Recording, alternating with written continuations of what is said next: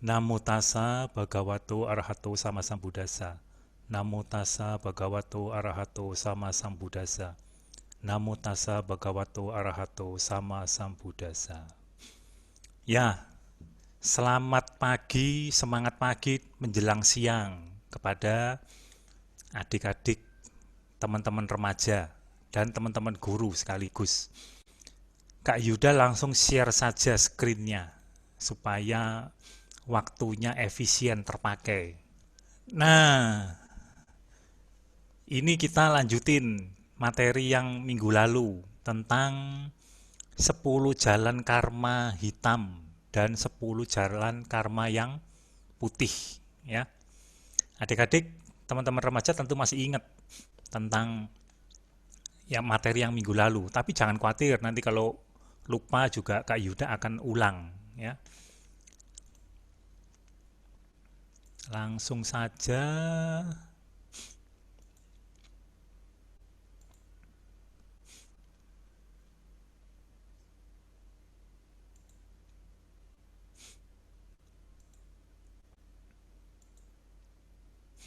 Nah, ini kan kemarin ya, adik-adik teman-teman remaja sudah mengetahui tentang apa saja yang dimaksud dengan 10 jalan karma yang hitam.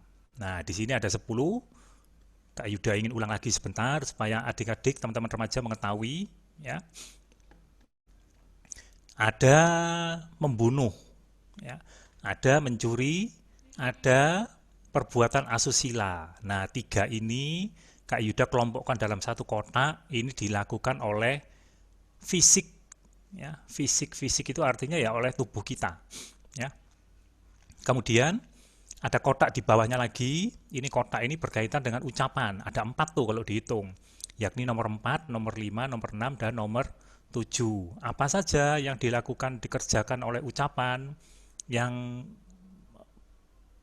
termasuk kategori karma hitam, jalan karma hitam. Nah, di sini ada berbohong, ucapan yang memecah belah, ada ucapan kasar, dan ucapan omong kosong atau bergosip. Ya. Nah, sedangkan kotak yang terakhir, yang di atas, yang berwarna ungu, ini berkaitan dengan mental, ya, mental atau pikiran. Ada 3, yaitu serakah, niat jahat, dan pandangan salah. Nah, kalau di total, dari yang fisik ada 3, mental juga ada 3, kemudian yang ucapan ada 4. Jadi kalau dijumlah ada 10, ya, gitu. Ya. Yang tadi 10 jalan karma hitam. Ya. Jadi ada 10 adik-adik, teman-teman remaja, ya, dan teman-teman guru. Jadi 10 ini adalah jenis-jenis perbuatan yang harus dihindari. Kita harus menghindarinya agar kita tidak atau terhindar untuk mendapatkan penderitaan. Kan kita nggak mau menderita.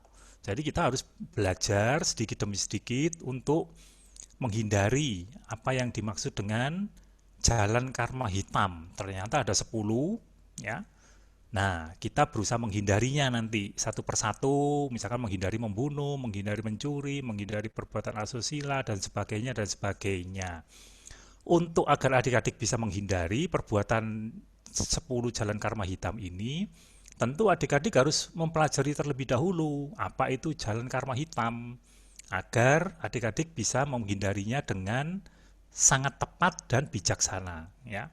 Nah, kalau ada 10 jalan karma hitam, tentu ada yang sebaliknya, yakni 10 jalan karma yang putih. Ini Kak Yuda share dulu supaya adik-adik juga paham. Ya. 10 jalan karma yang putih itu artinya apa? Jadi 10 yang tadi itu, ya 10 yang tadi ini adalah lawannya. Jadi contoh kalau 10 jalan karma hitam membunuh, kalau yang putih adalah menghindari pembunuhan. Kalau karma hitamnya mencuri, berarti karma putihnya adalah menghindari pencurian dan sebagainya ya. Jadi merupakan lawannya atau penghindaran dari 10 jalan karma yang hitam. Nah, di sini Kak Yuda ingin share dulu sedikit ya secara cepat. Kalau adik-adik tidak melakukan salah satu dari 10 jalan karma hitam, itu bukan berarti putih ya. Jadi contoh misalkan adik-adik bangun pagi-pagi, kemudian Kak Yuda tanya, adik-adik tadi membunuh lalat atau enggak gitu. Enggak Kak Yuda, kan baru bangun ini gitu. Nah, ketika baru bangun, kemudian memang ketika baru bangun kan tidak membunuh lalat. Nah, ketika baru bangun tidur, kemudian memang tidak membunuh lalat pada saat itu karena tidak ada lalat dan sebagainya. Itu bukan berarti adik-adik melakukan karma yang putih loh. Bukan. Ya, bukan seperti itu. Artinya apa? Bisa disebut jalan karma yang putih jika ini bertingkat ya adik-adik ya, mulai dari mempelajari. Jadi yang dimaksud dengan jalan karma putih apa?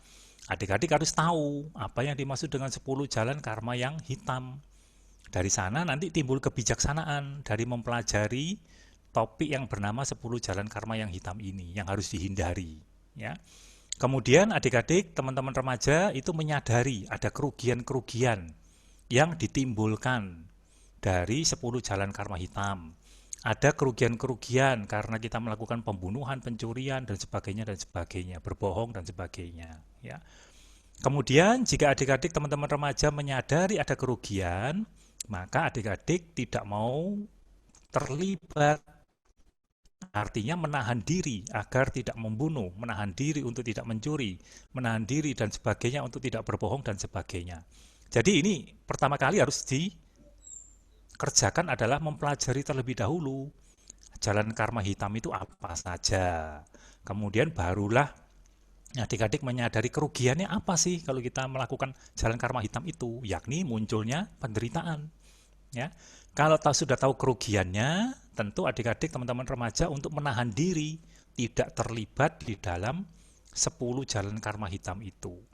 Nah, proses ya, proses untuk menahan diri secara berkelanjutan. Ini jalan 10 jalan karma hitam itu kan harus dikerjakan setiap saat ya, di sepanjang hidup kita. Nah, upaya ini artinya semangat untuk tekad untuk mempertahankan keberlanjutan agar bisa menahan diri tidak terlibat di dalam 10 jalan karma yang hitam. Itu adalah proses ya, prosesnya. Nah, dikatakan sebagai karma yang putih itu lengkap jika ada keberhasilan dari upaya tersebut. Wah, saya berhasil untuk menahan diri dari pembunuhan. Tadi ada rombongan semut yang lewat, saya melihat semut itu dan saya tidak melakukan pembunuhan terhadap rombongan semut itu. Saya melangkahi semut itu supaya tidak terinjak. Nah, ini adalah upaya keberhasilan menahan diri dari pembunuhan serombongan semut, ya. Nah, ketetapan tekad untuk menjaga tidak terlibat itulah yang dinamakan 10 jalan karma putih. Ya, ada 10 juga. Menghindari pembunuhan, menghindari pencurian, menghindari perbuatan asusila, menghindari kebohongan, kata-kata yang memecah belah, kata-kata kasar, ya, kemudian gosip, kemudian menghindari keserakahan, menghindari niat jahat dan menghindari pandangan salah, ya. Nah, adik-adik tentu juga harus belajar tentang ini, tentang karma. Kan tadi ada kata karma ya. Di sini ada kata karma. Karma putih dan karma hitam. Apa sih karma itu? Nah, kita harap kita sekarang belajar ada dua tuh. Karma ada yang dinamakan sebab, ada yang hasil. Ya, ada sebab, ada hasil. Nah, yang sedang kita bicarakan adalah karma yang berwarna hijau ini. Karma yang merupakan niat kehendak. Niat atau kehendak. Niat kehendak untuk menghindari pembunuhan. Niat kehendak untuk menghindari pencurian. Niat kehendak untuk menghindari kebohongan dan sebagainya dan sebagainya. Ya. Adik-adik, teman-teman remaja, Kak Yuda lanjutin. Ya. Kemarin Kak Yuda sudah jelasin tentang membunuh. Ya. Contoh membunuh. Kita harus tahu yang dinamakan membunuh itu apa. Ada syaratnya, lengkap. Jadi kalau syarat ini lengkap, ada 4. Ini titiknya kan ada 4 nih. 1, 2, 3, 4. Kalau ini dilengkapi semua syarat-syaratnya, maka itu dikatakan jalan karma. Ya. Ada kata jalannya. Jalan karma hitam. Ya. Apa yang dimaksud dengan jalan karma hitam? Artinya kalau karma ini lengkap, ini akan menjadi bibit unggul. Apa yang dimaksud dengan bibit unggul? Adalah benih atau bibit unggul tersebut siap untuk berbuah. Berbuah menjadi apa? Karena ini merupakan karma hitam, buahnya adalah siap untuk menghasilkan penderitaan. Ya, siap untuk berbuah, siap untuk panen berupa penderitaan. Jadi itulah kerugiannya. Oleh karena itu, adik-adik harus mempelajari ke-10-nya ini dengan baik, agar adik-adik dan teman-teman remaja bisa menghindarinya dengan sebaik mungkin. Ya. Nah, kemarin membunuh kan pertama harus ada objeknya, yakni makhluk hidup. Makhluk hidup selain dirinya yang akan dibunuh. Di sini ada identifikasi. Artinya kalau misalkan yang akan dibunuh adalah tikus berwarna hitam, beda loh dengan tikus yang berwarna putih, ya. Tikusnya besar atau kecil, nah itu berbeda. Harus jelas apa yang ingin dibunuh. Oh, tikus yang berwarna hitam, kecil. Nah, itu. Motivasi ini adalah niat kehendak. Nah, niat kehendak ini tadi yang Kak Yuda jelasin, ya. Kak Yuda tadi jelasin yang ini nih, karma. Karma yang ini berwarna hijau merupakan niat atau kehendak. Ya, niat kehendak itulah karma. Kemudian kilesa. Nah, kilesanya ini ada 3. Jadi contoh, karena membenci, dia melakukan pembunuhan terhadap tikus yang berwarna hitam tadi itu. Tikus kecil berwarna hitam. Ya, karena kebencian. Gitu. Mister, tapi tikus tuh Bisa hama, juga Mister. karena, ya, tikus karena? Tikus itu hama. Membuat Ya, tikus itu kerugian. hama.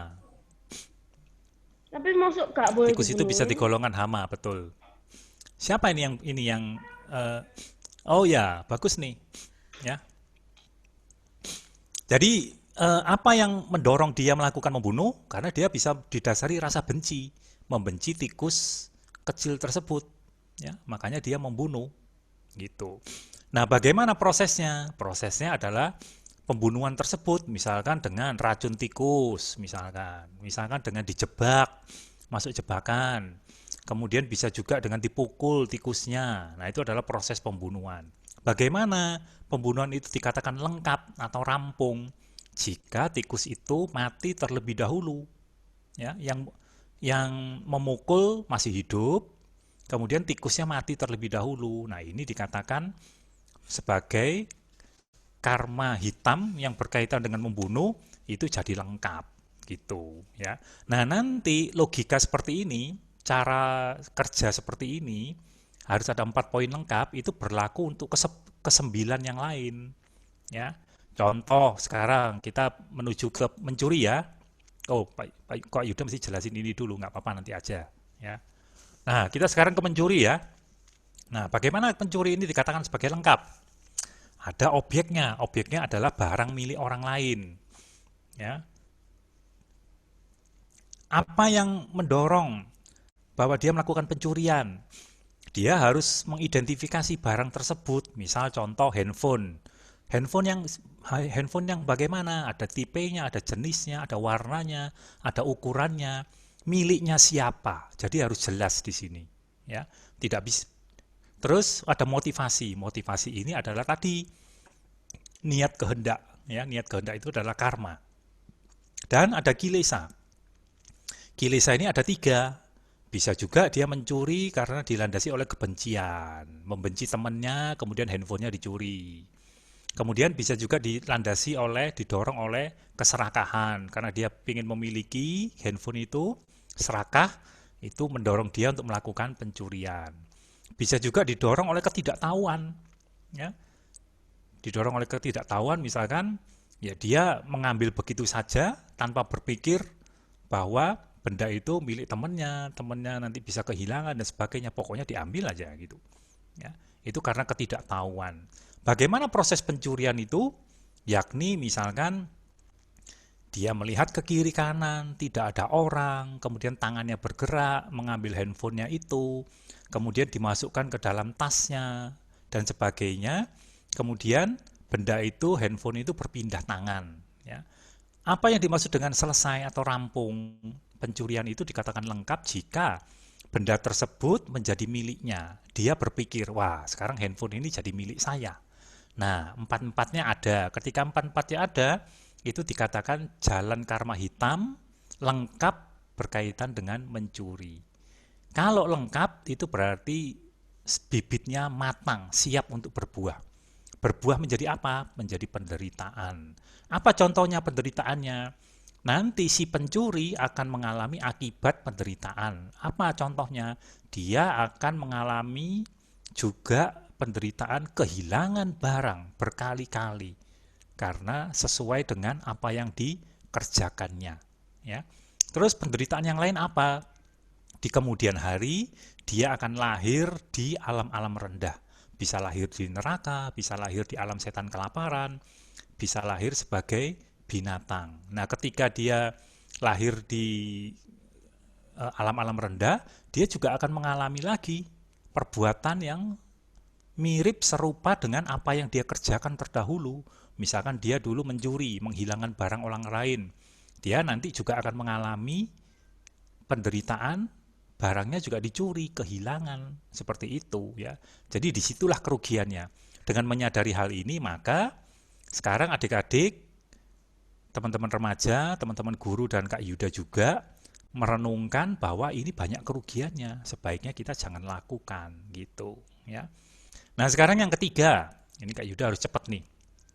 Perbuatan asusila. Nah, perbuatan asusila ini objeknya adalah manusia dewasa ya. Manusia dewasa ini maksudnya di sini kan adik-adik dan teman-teman remaja kan belum dikategorikan sebagai manusia dewasa. Jadi Kak Yuda nanti minta, nanti suatu hari kita bisa membahas ini khusus ya. Nanti kalau usianya adik-adik sudah misalkan SMA kelas 3, misalkan sudah mulai pacaran, punya pacar, kemudian sudah kuliah. Nah, nanti mungkin tim sekolah minggu bisa minta izin kepada orang tuanya agar nanti guru-guru atau Pak Yuda bisa memberikan pembekalan yang berkaitan dengan yang ketiga ini. Ya, perbuatan asusila itu maksudnya apa? Jadi ini berkaitan dengan manusia yang dewasa. Untuk sekarang adik-adik belum dewasa, jadi topik ini Kak Yuda tunda. Nanti mungkin ada sesi tersendiri. Ini sangat bagus untuk adik-adik yang mulai menginjak masa dewasa. Ini sangat penting, ya, agar tidak melanggar jalan karma hitam yang nomor 3 ini, perbuatan asusila. Ya, jadi untuk sementara Kak Yuda tunda dulu. Nanti bisa sesi khusus dan izin orang tuanya untuk memberikan pembekalan. Orang tuanya juga boleh ikut, bagus sekali. Ya. Sekarang yang keempat, berbohong. Ini berkaitan dengan kalau tadi yang nomor 1, 2, 3, yakni membunuh, mencuri, dan perbuatan asusila. Teman-teman adik-adik remaja ingat ya, itu dikerjakan berkaitan dengan tindakan fisik. Ya. Sedangkan nanti ada 4, berbohong, kemudian memecah belah, kemudian ucapan kasar, dan berkata gosip. Ini berkaitan dengan ucapan, ya, bukan tindakan fisik, tapi berkaitan dengan ucapan. Nah, syaratnya ada 4 juga. Ya, nanti adik-adik bisa pelajari. Ini nanti PowerPoint-nya boleh di-share ke adik-adik agar bisa belajar ya. Nah, objeknya apa? Objeknya adalah manusia yang diajak bicara, lawan bicara, mengerti tentang bahasa Indonesia, bahasa Inggris dan sebagainya, ya. Ya, sebentar Yun. Ya. Kemudian kondisi mentalnya sama, ada identifikasi. Identifikasinya apa? Lawan bicaranya, topik yang ingin diomongkan, dan topiknya itu menjadi kebohongan. Motivasinya, niat untuk berbohong, dan ada kilesa. Kilesanya adalah salah satu dari 3, yakni keserakahan, kebencian, atau ketidaktahuan. Jadi contoh dia berbohong karena dia membenci, ya. Dia berbohong karena keserakahan, dan dia berbohong karena ketidaktahuan. Apa proses yang terjadi? Yakni mengucapkan kebohongan itu, memilih-milih kata-katanya, ya, memanipulasi kata-katanya dan sebagainya. Bagaimana dikatakan karma hitam ini menjadi lengkap, karma berbohong ini? Yakni ketika lawan yang diajak berbicara mengerti tentang ucapannya itu. Jadi lawan bicaranya ini belum tentu dia ngerti berbohong, belum tentu.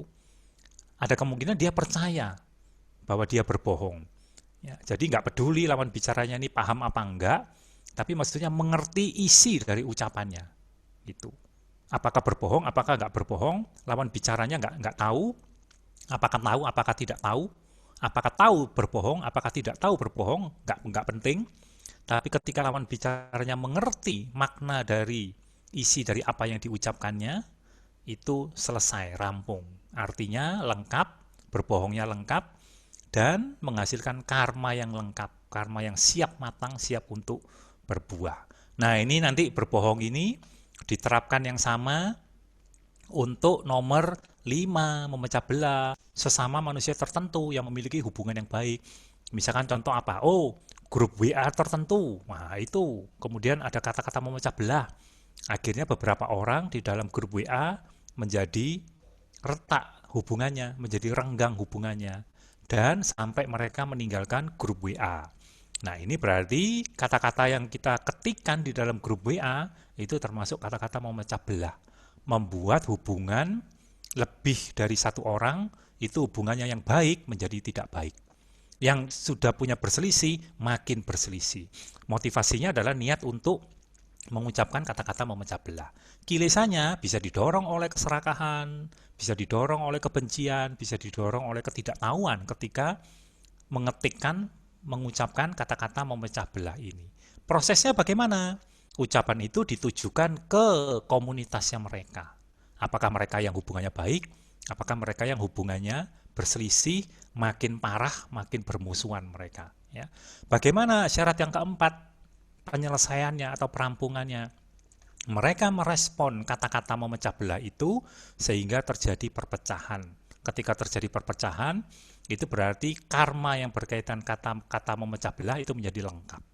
Lengkap artinya syarat-syaratnya terpenuhi dan bibit karma memecah belah itu siap untuk matang, siap untuk berbuah sebagai penderitaan. Ya. Bagaimana dengan ucapan kasar? Sama, objeknya adalah makhluk hidup dan benda mati. Teman-teman, adik-adik, atau Kak Yuda atau siapapun di sini kadang-kadang bisa mengucapkan kata-kata kasar terhadap makhluk hidup. Terhadap benda mati juga bisa. Misalkan contoh, kita terbentur kursi ketika berjalan. Nah, kita mengucapkan kata-kata kasar terhadap kursi tersebut. Kursi itu kan benda mati. Nah, ini tergolong ucapan kasar. Identifikasinya adalah ditujukan kepada makhluk tertentu, orang tertentu, teman kita, si A, si B, dan sebagainya. Motivasinya adalah niat untuk mengucapkan kata kasar itu. Kilesannya tetap ada 3, bisa karena kebencian, keserakahan, dan karena ketidaktahuan. Prosesnya bagaimana? Mengucapkan kata-kata kasar tersebut. Apakah kata-kata kasar itu diucapkan dengan cara yang kasar, atau kata-kata kasar itu diucapkan dengan cara yang lembut? Ya. Jadi mau cara kasar, mau cara lembut, pokoknya isinya kata-kata itu adalah kata-kata kasar, maka ini memenuhi syarat yang ketiga. Apa yang dimaksud dengan rampung atau selesai, lengkap? Yakni lawan bicara mengerti ucapannya yang kasar tersebut. Dan orang tersebut yang mendengar ucapannya menjadi perasaannya terluka. Nah, ini lengkap. Ya. Nah, kemudian khusus benda mati, tadi kan ada objeknya benda mati itu. Karena benda mati tidak mengerti kalimat-kalimat bahasa Indonesia yang berkaitan dengan ucapan kasar yang kita tujukan kepada kursi tersebut tidak mengerti, makanya syarat yang keempat ini tidak terpenuhi. Kalau tidak terpenuhi berarti itu menjadi karma ucapan kasar, tapi tidak lengkap. Kalau tidak lengkap artinya apa? Artinya benih atau bibit ucapan kasar itu tertunda, belum matang. Ya. Kalau lengkap, itu segera matang, langsung bisa berbuah. Kalau tidak lengkap, contoh ditujukan kepada benda mati kan nggak ngerti ucapan kasar. Ya, jadi dia nggak sakit hati. Tapi itu termasuk karma ucapan kasar. Dalam hal ini tidak lengkap. Tidak lengkap artinya apa? Bukan berarti terus ucapan kasarnya itu diperbolehkan. Tidak demikian. Bibitnya sudah kita tanam. Ya, ada motivasi tadi ini. Karmanya sudah kita tanam. Tapi tidak lengkap. Apa artinya tidak lengkap? Kalau tidak lengkap berarti tidak siap untuk berbuah. Berbuahnya kapan-kapan nanti. Kalau lengkap baru berbuah. Ya. Nah, sekarang berkata gosip. Berkata gosip ini objeknya adalah semua topik. Nah, ini bagus tuh untuk semua yang kita hadir di sini. kata-kata gosip ini, ya. Semua topik yang tidak memiliki tujuan manfaat, ya. Bagi teman-teman yang dewasa ya bisa bicara politik, bisa bicara macam-macam yang tidak ada manfaatnya, yang menghabiskan waktu, ya. Lebih baik waktunya dipakai untuk praktek dharma daripada bergosip. Ya.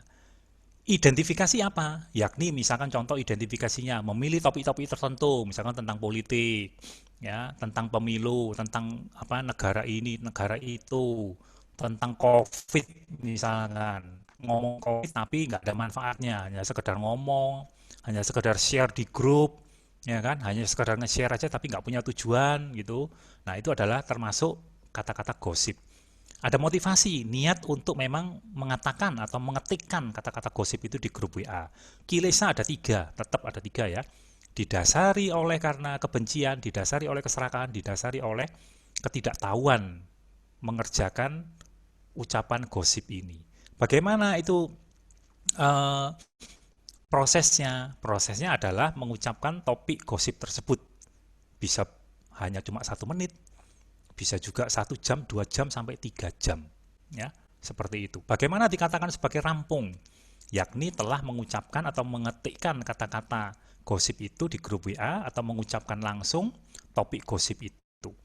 Jadi ini nggak peduli orangnya dengar apa enggak, orangnya menggubris apa enggak, yang dengar nggak peduli. Pokoknya kata-kata itu, gosip itu telah diucapkan, itu telah rampung. Dengan demikian dia mendapatkan karma lengkap berkaitan dengan gosip. Ya. Nah, Kak Yuda selesai tentang 4 yang dilakukan oleh ucapan, karma hitam yang dilakukan oleh ucapan yang harus dihindari. Sekarang Kak Yuda ingin 3 yang terakhir, yakni nomor 8, 9, 10. Nah, ini berkaitan dengan mental. Ya. Ada yang bertanya dulu mungkin, silahkan. Siapa nih yang mau bertanya? Ini ada yang di chat bertanya nih. Yang tadi yang Regen nanti dulu ya, berarti ya, kan soalnya tentang itu ya. Yang 3 yang terakhir ya. Nah, ini ada dari Ratna. Ratna Bandung ini. Dia kecil tapi ini. Kalau ada barang di jalan, nggak tahu siapa pemiliknya. Nggak tahu pemiliknya mau nyimpen lagi atau enggak. Apakah itu boleh diambil?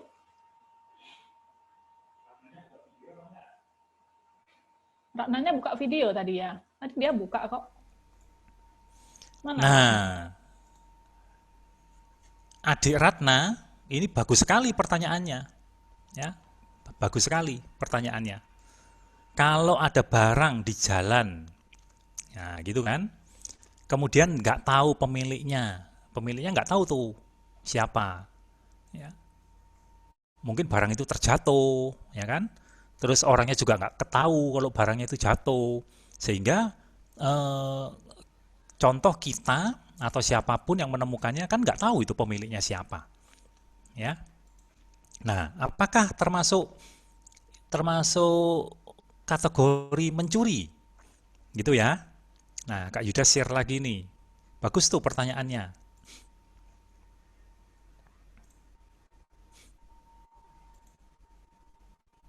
Nah, Kak Yuda share lagi yang mencuri.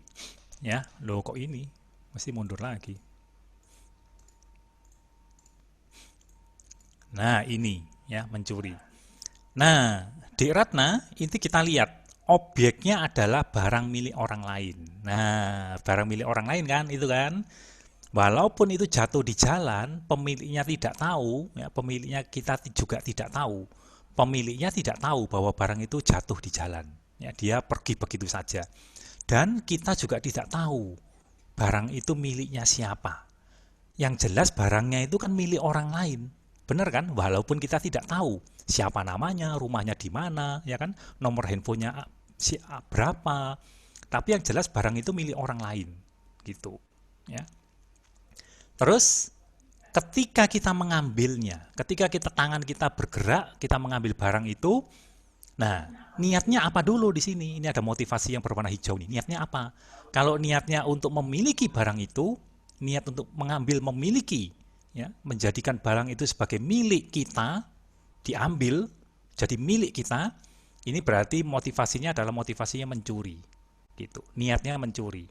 Nah, ini kalau motivasinya tadi niatnya adalah mencuri, ini sudah menjadi karma. Niat itu karma. Niat mencuri, karma mencuri sudah. Ya. Nah, sekarang kita lihat karma mencurinya lengkap atau tidak lengkap, gitu. Kalau lengkap, harus empat-empatnya ini ada semua. Contoh misalkan, ya ada identifikasi. Oh, barang jatuh. Nah, identifikasinya kan barang yang jatuh. Kemudian niatnya kan niat mencuri. Kilesanya ada 3.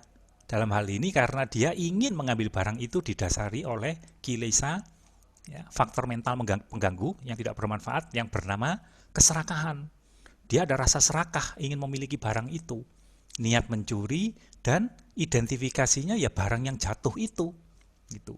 Prosesnya bagaimana? Nah, dia berjalan ke tengah jalan, kemudian dia berjongkok, tangannya mengambil barang tersebut.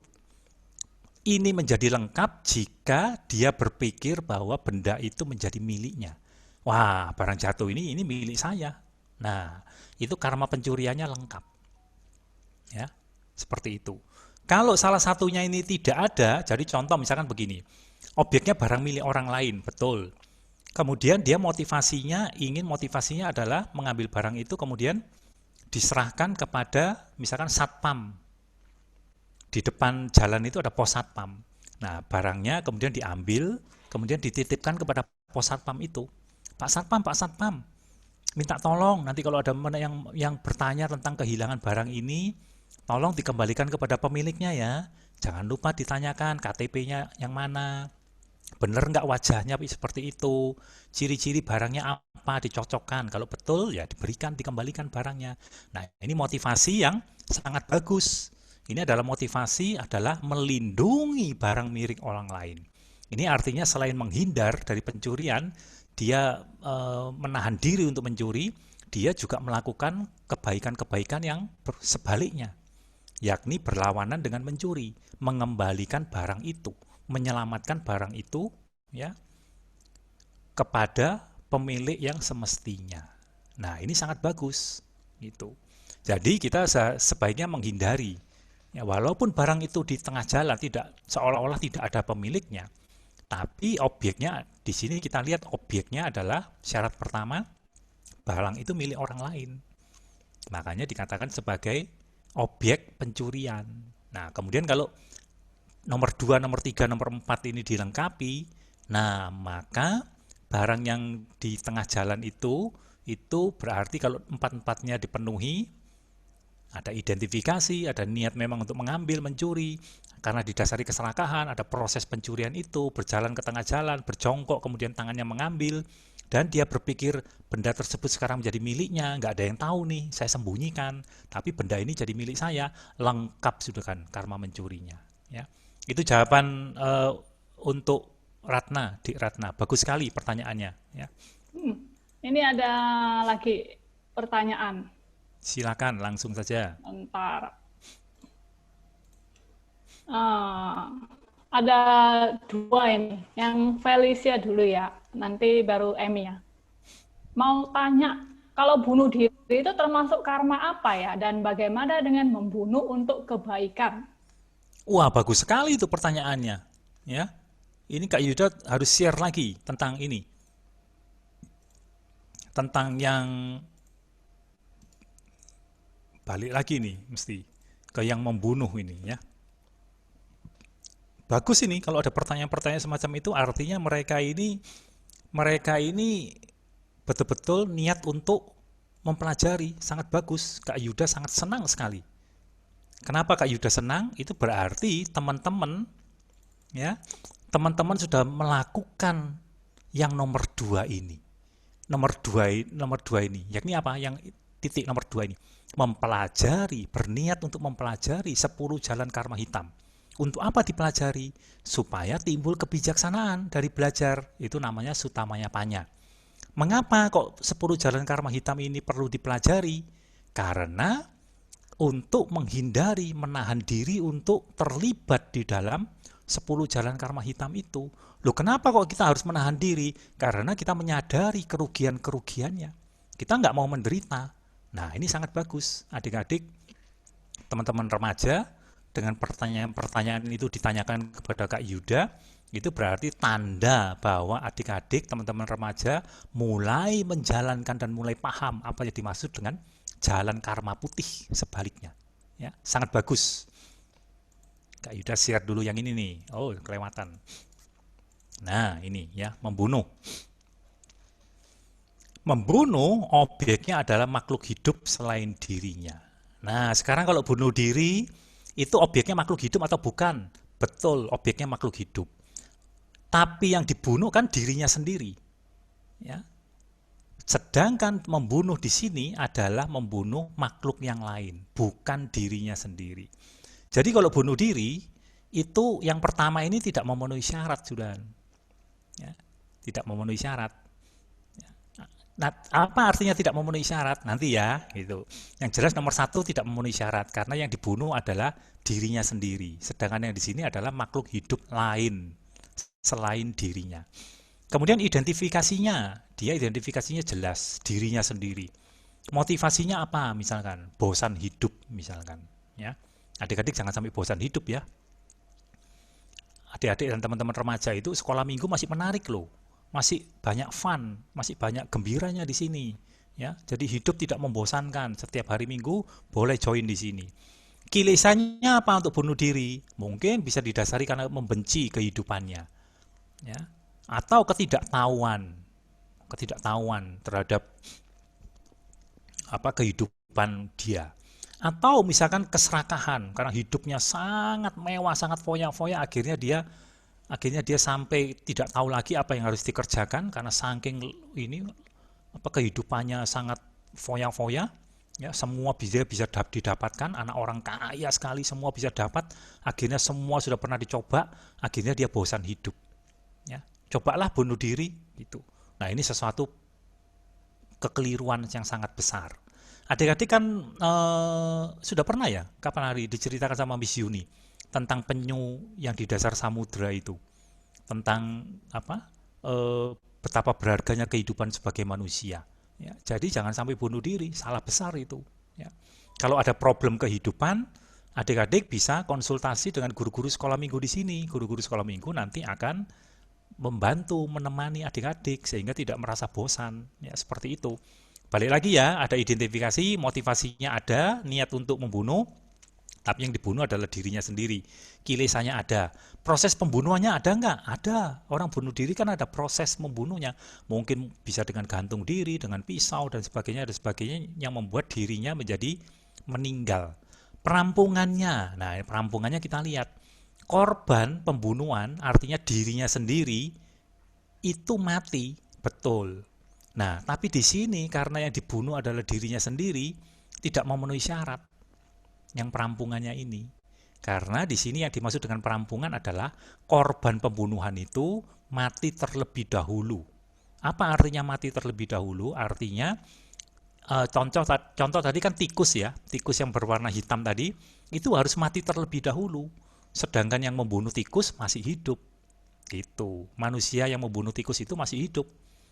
Nah, korbannya yang bernama tikus itu dia sudah mati terlebih dahulu. Nah, ini baru dikatakan memenuhi syarat. Sedangkan kalau bunuh diri, korbannya meninggal, sama-sama matinya. Nah, ini nggak memenuhi syarat. Jadi yang tidak memenuhi syarat apa? Nomor 1 dan nomor 4. Sehingga kalau tidak memenuhi syarat, ingat ya adik-adik ya, teman-teman remaja harap dibedakan ya. Kalau tidak memenuhi syarat, itu dikatakan karma membunuh tidak lengkap. Karma membunuhnya ada. Jadi bunuh diri itu termasuk dalam kategori karma membunuh. Tapi syaratnya tidak lengkap. Apa yang dimaksud dengan syarat tidak lengkap? Adalah karena syaratnya tidak lengkap, artinya tidak segera berbuah. Sedangkan kalau lengkap, itu adalah segera berbuah. Jadi bedanya di sana. Tapi tetap merupakan dua-duanya karma membunuh. Bunuh diri itu juga karma membunuh. Ya. Itu jawaban untuk yang bunuh diri. Terus pertanyaan yang kedua, membunuh karena kebaikan. Ya. Nah, membunuh karena kebaikan. Kita lihat satu-satu ya, kita analisa. Objeknya ada nggak? Membunuh tikus karena kebaikan. Karena dia merusak padi, Kak Yuda. Padinya menjadi rusak, kasihan petaninya. Objeknya makhluk hidup ada, tikus yang dikatakan hama tadi itu, ya, adalah selain dirinya, betul. Identifikasi, betul. Tikus yang merusak sawah itu, ya. Jumlahnya misalkan ada 20 ekor misalkan, mau dibunuh semua. Motivasinya ingin membunuh, kilesanya karena membenci tikus-tikus itu, ya. Prosesnya misalkan dengan memberikan racun tikus misalkan. Perampungannya misalkan si tikus mati terlebih dahulu daripada si petani itu. Petaninya masih hidup, ya. Tikusnya mati terlebih dahulu. Walaupun untuk kebaikan alasannya empat syaratnya terpenuhi. Ya, jadi itu termasuk karma membunuh lengkap. Jadi hati-hati adik-adik. Jadi membunuh dengan alasan apapun itu tidak diperbolehkan, walaupun untuk alasan kebaikan. Ya. Untuk alasan-alasan yang lebih baik, untuk tujuan-tujuan yang lebih baik, tidak mesti harus dilakukan dengan membunuh. Kita bisa melakukan jalan-jalan atau cara-cara yang lain yang lebih baik, yang lebih beretika, yang lebih memakai kebijaksanaan, yang jelas tidak dengan cara membunuh. Karena ini bisa merugikan diri sendiri. Ya, dalam hal ini nanti merugikan, contoh tadi petani yang membunuh tikus itu akan merugikan petani itu sendiri. Petani itu akan menciptakan karma hitam yang berkaitan dengan membunuh. Ya. Seperti itu jawabannya Kak Yuda. Ada lagi pertanyaan yang lain? Ada. Bentar. Ini. Lanjutin lagi, Miss Yuni. Kalau nonton film, misalnya dari DVD bajakan atau dari sebuah link, gitu ya, nonton film dari YouTube, apakah termasuk jalan karma lengkap atau tidak lengkap?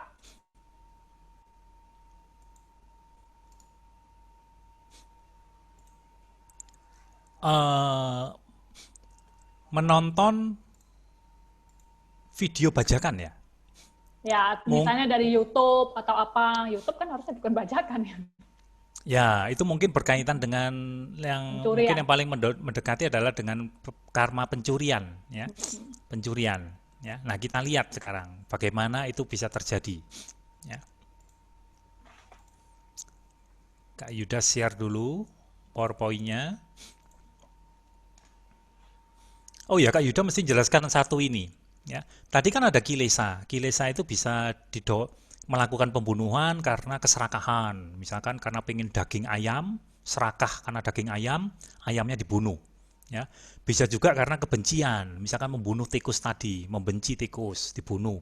Kemudian karena ketidaktahuan. Ketidaktahuan itu artinya ya dia nggak tahu apa-apa. Ya, tapi dia melakukan pembunuhan. Jadi contoh, petani itu misalkan menyuruh anaknya. Anaknya nggak tahu apa-apa. Pokoknya kamu letakkan itu racun tikus itu agar tikusnya mati. Nah, gitu. Si anak itu kemudian meletakkan racun tikus itu di sawah. Dia memang niatnya juga untuk membunuh, tapi dia tidak tahu apa-apa tentang apa. Dia nggak punya, dia tanpa ketidaktahuan maksudnya. Dia nggak tahu apa-apa. Malah ayahnya petani itu yang membangkitkan kebencian. Anaknya sih nggak membenci tikus, tapi dia nggak tahu apa-apa tentang tikus itu. Tapi dia melakukan niat untuk menghilangkan tikus itu dengan meletakkan racun itu. Nah, jadi ini ada 3 ya. Kak Yuda ingin jelasin. Itu disebut bahasa palinya loba, dosa, dan moha. Jadi ada nafsu keinginan, keserakahan, itu orang bisa melakukan pembunuhan. Misalkan daging ayam, dia ingin serakah daging ayam, ayamnya dibunuh kemudian. Kemudian ada yang dimaksud dengan dosa. Dosa ini penolakan atau kebencian. Tidak membenci melihat tikus di sawahnya karena sawahnya dirusak oleh tikus. Nah, dia timbul kebencian terhadap tikus itu. Ya. Akhirnya tikus itu didorong oleh kebencian, tikusnya dibunuh. Atau ketidaktahuan, kebodohan. Nah, anak petani itu bodoh, tidak tahu. Ya. Dia pokoknya letakkan racun dan tikusnya mati. Nah, seperti itu. Kayak gitu, Mister. Pestisida. Pestisida, betul. Ya, pestisida. Jadi contoh ini adik-adik remaja, teman-teman remaja itu harus tahu apa yang dimaksud dengan loba, dosa, dan moha. Ya, loba, dosa, dan moha ini dikatakan akar dari perbuatan buruk. Akar dari perbuatan buruk. Kenapa kok dikatakan akar? Akar ini seperti sebuah akar pohon. Kalau ada akarnya, ada cabangnya, ada rantingnya, ada dahannya, dan ada turunannya. Contoh misalkan dari keserakahan, ada turunan-turunan yang lain nanti. Keserakahan, nanti bisa menimbulkan keinginan-keinginan yang lebih besar, serakah yang lebih besar, serakah yang lebih besar lain, ya. Mister, Ingin rasa memiliki dan sebagainya. Kemudian dari kebencian bisa timbul dendam, dengki, ya, dan sebagainya dan sebagainya. Dari kebodohan juga demikian, nanti bisa menimbulkan efek-efek yang lebih besar turunannya. Jadi tiga-tiganya ini merupakan akar. Nah, yang paling penting adik-adik harus bisa menemukan. Adik-adik harus bisa menemukan, teman-teman remaja harus bisa menemukan tiga-tiganya ini di dalam batin, di dalam pikirannya adik-adik. Ketika adik-adik mengerjakan sesuatu, terutama berkaitan dengan 10 jalan karma yang hitam, itu adik-adik harus bisa menemukan, ada nggak ketika saya mengerjakan hal itu, pekerjaan itu keserakahan muncul? Apakah ada kebencian muncul? Apakah ada kebodohan muncul? Kalau ada salah satu dari tiganya, harus segera dihentikan pekerjaan itu. Ya. Nah, lawannya adalah yang baik. Yang baik adalah ada kata A-nya di depannya. Aloba, adosa, amoha. Ya. Ini sesuatu yang baik yang harus dilatih berulang kali di dalam pikiran, di dalam batin adik-adik. Ya, ini lawannya yang tadi. Nah, akhirnya sampai di sini nih, mencuri. Ya, apa yang dimaksud dengan mencuri? Tadi contohnya misalkan video bajakan. Kita lihat ya, objeknya adalah apa? Adalah barang yang merupakan milik orang lain. Dalam hal ini apa? Enggak kok, saya DVD-nya kan beli, gitu. Saya kan DVD bajakannya kan beli. Nah, gitu. Ya. Nah, tapi Mister, hasil tapi karya orang lain, hasil karya orang lain itu kan ada hak ciptanya. Ya kan? Mister, Hak ciptanya itu milik orang lain. Ya, siapa nih? Regen, silakan.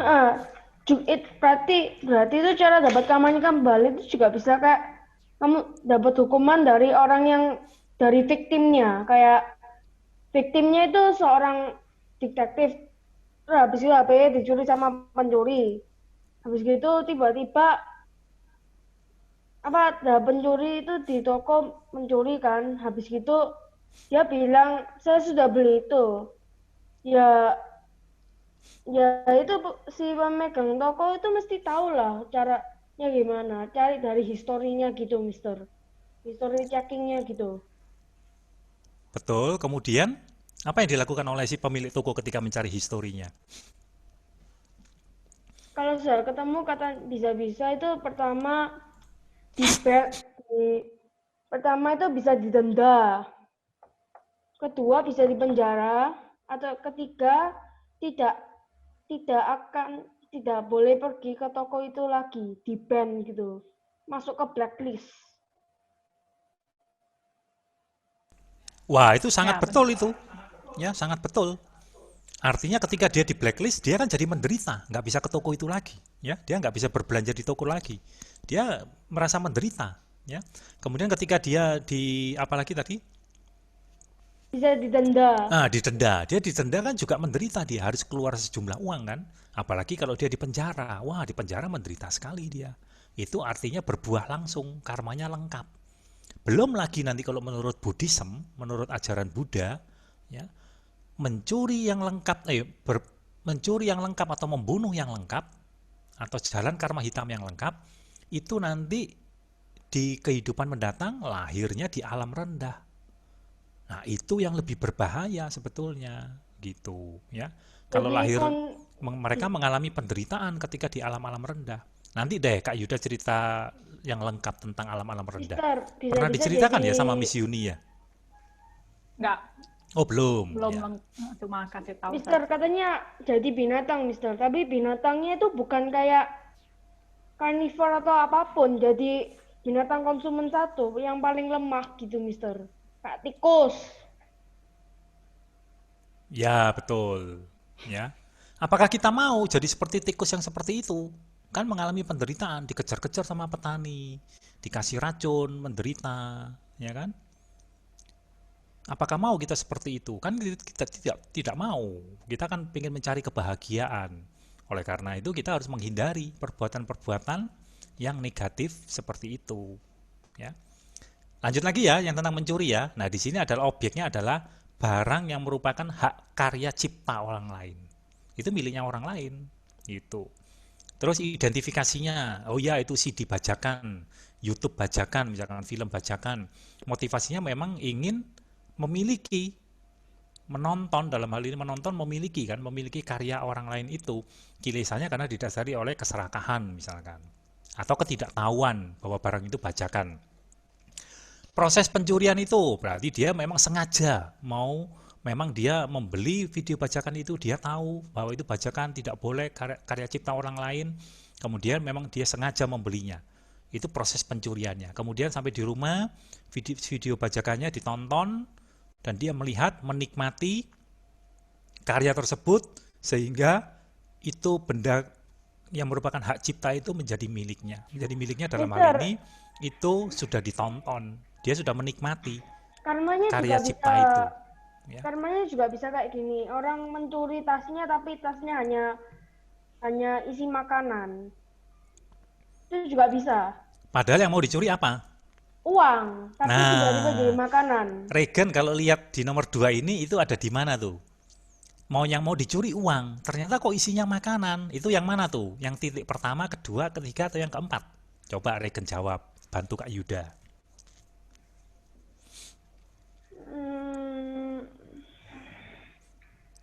Kondisi mau mencuri uang, kok ternyata yang dicuri makanan. Keliru ini ternyata. Itu ada di mana tuh? Apakah ada di objeknya? Apakah ada di identifikasi? Identifikasi ini berkaitan dengan jenis barangnya, atau di proses pencurian itu, atau di perampungannya? Yang mana nih? Proses lah, karena pertama itu orang yang punya tas itu mesti punya rencana. Caranya kayak bisa-bisa taruh sampah dalam tasnya, dipikirin nanti pencurinya ada, ngambil tapi hanya ada sampah atau makanan. Bisa juga, ya. Tapi yang lebih tepat di sini, Regan, identifikasi. Identifikasi ini berarti dia keliru menentukan. Pencurinya keliru menentukan. Dikira tasnya berisi uang, diidentifikasi itu adalah uang. Penuh makanan sama sampah. Iya, ternyata diidentifikasi itu merupakan sampah dan makanan. Keliru. Berarti dia ada di sini tuh letaknya, ya. Di yang tulisan berwarna biru ini, identifikasinya berarti dia keliru. Gitu. Jadi mencurinya kalau demikian, mencurinya jadi lengkap atau tidak lengkap, Regan? Mencurinya tidak lengkap. Betul sekali, pintar sekali, ya. Jadi seperti itu. Nah, bagaimana dengan barang bajakan itu? Nah, barang bajakan ini kan kalau di Indonesia tidak bisa dihindari, ya, tidak bisa dihindari. Oleh karena itu, sebaik mungkin kalau kita mampu membeli karya-karya cipta orang lain, kalau kita mampu membelinya, ya sebaiknya kita membelinya. Kita jangan malah sengaja mencuri hak cipta karya orang lain. Kita hargai hak cipta karya orang lain. Seandainya kita di posisinya mereka, bertukar posisi, itu merupakan karya cipta kita. Mau nggak karya cipta kita itu juga dibajak sama orang lain, atau hak karya cipta kita juga dicuri? Padahal kita yang menciptakan, kan nggak mau. Jadi dengan demikian kita juga jangan melakukan hal yang sama terhadap orang lain. Ya. Seperti itu.